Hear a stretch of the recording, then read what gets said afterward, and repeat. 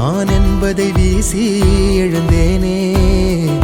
மனமே தான் என்பது போகும் பெருங்கணத்தினிலே கூவி வாவென்றொரு வாழ்க்கை சிறு குரலாய் அருளாய் பேச போகாதொரு